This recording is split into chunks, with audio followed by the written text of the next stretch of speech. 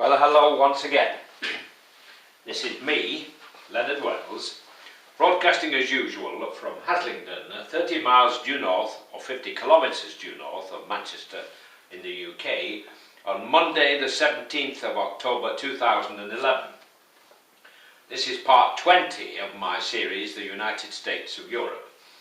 We're going through alphabetically the current 27 countries which comprise the EU, and today we're looking, in this issue rather, number 20, we're looking at the Netherlands. Most of us are aware that a large part of the Netherlands is reclaimed from the sea, and they're very good at it, the foremost nation on earth. They specialise in it. 25% of the country is below sea level.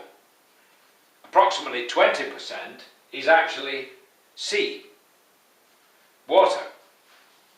They're very good at draining land and reclaiming it and then using it for crops of various kinds. We all know, for example, that they grow a lot of tulips and daffodils and other kinds of flowers in the Netherlands. And if you travel in Europe, as I do, you'll often see their trucks carrying Dutch flowers everywhere, including in the UK, taking them to flower wholesalers. And they have special markets in the Netherlands where they auction various kinds of flowers. So a huge industry. Must smell beautiful in spring, don't you think? Very heavily populated, the Netherlands, some 16.5 million people, and the country has some 42,000 square kilometres, which is about one-sixth of the size of the UK, whereas its population is about a quarter. So quite heavily populated. It has been said that if everybody on earth crowded into the United States, the population would not be any more tightly packed than they are currently in the Netherlands. So there's a statistic to think about. The Netherlands tried on a number of occasions, to be neutral. In the First World War it stayed neutral, and many troops who escaped from the war ended up confined in the Netherlands for the duration of the war. But in the Second World War, the Netherlands was attacked by Germany, occupied. The terrible bombing of Rotterdam, which took place, they flattened it practically. Very tough occupation. Towards the end, in 1944, when the Netherlands was freed again, the people were treated very harshly by the Germans, and they were very near to starvation, many of them. The Dutch government and the Queen escaped before the German occupation was complete and spent most of the war in this country. Netherlands, electrical goods they make. They produce, they have quite a big electrical industry. Philips, the manufacturer of fridges and radios and stereos and TV sets and so on, largely based in the Netherlands, having a tough time, and is about to announce job cuts of 4,200. We have 2,000 employees of Philips in the UK, so very important industry there. The Dutch at one time had a big empire. They were a huge maritime nation. We were at war with them several times, and of course don't forget Amsterdam, which is the capital, was also the name for New York, because the Dutch were there before we were. Can you imagine it? New York being called Amsterdam? Well, they play a full part in the EU, not just in the EU, but in they use the euro, and they're in Schengen.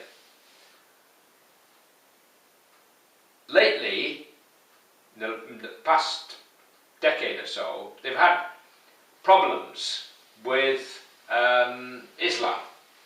Sometimes some people in the Netherlands have poked fun at Islam, and this is not something you do because they're very sensitive about their religion. We're less so with Christianity because, of course, Christ taught us to turn the other cheek. So we don't tend to hop up and down when people have a go at religion. Unfortunately, this is not the case in Islam. But on the whole, everybody tends to get on reasonably well. I mean, one of our fears in the West are religious extremists. And unfortunately, they tend largely to come from Islam. Now, the two big things which divide the human race are religion. People who are religious have never got on. The Christianity divided into many different sects which didn't get on. Protestant and Catholic didn't get on. I was raised a Catholic, surrounded by Protestants. And they were always having a go at each other. Even Islam split into Sunni and Shia, and never the twain shall meet. So there are, of course, Christianity fought Islam. We had the Crusades and so on, and now we've got problems in Afghanistan and so on, and we should really get out of Afghanistan. I want to see a United States of Europe. That's my dream. Then we can do things on a global scale. Currently, the GDP of the EU, of the 27 countries, is almost as great as the United States and China combined. That just gives you an idea of what we could do if we get the rest of Europe in, like Turkey and the Ukraine, and maybe Belarus and the rest of the Balkans, and Switzerland, and Norway. Norway's not in the EU, neither is Switzerland, although Switzerland is in Schengen, and Norway's in Schengen. So, that's the Netherlands.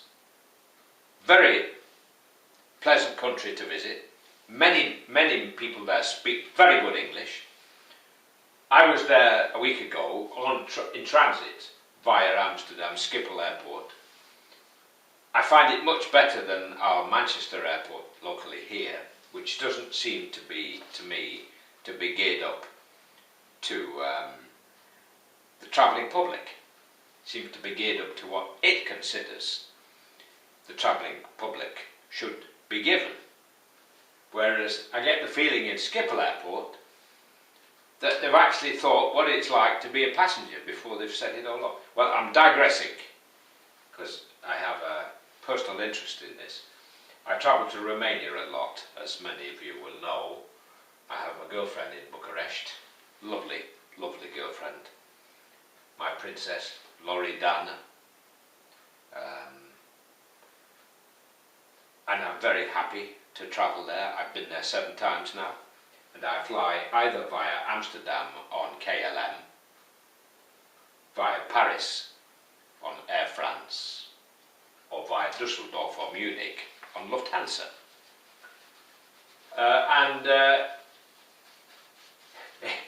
Travelling is broadens the mind, they say. Well, it also broadens the bottom, I found, because I spend so much time seated in one of these aluminium tubes going shooting down the runway, then you come into land at an incredible rate of knots, and you wonder how on earth it's going to stop, but they always seem to do. And so far, it's quite happy because they feed you, and it's a hell of a sight cheaper flying than it is by train. It ought to be. Unfortunately, it is. So they'll never get us off the plane. I mean, it would probably cost, I can get to Romania for less than £200 return, booking a few days ahead. It would probably cost me £500 to go by train. I could probably do it for less if I roughed it and didn't have a sleeper. But it would still take me the best part of 48 hours. Anyway, I'm getting off the subject slightly. That's the Netherlands. We're going to look at Poland next. Big country, Poland. Played a big part in history. I would say God bless, while it's still legal here in the UK to say God bless. Take care and bye for now.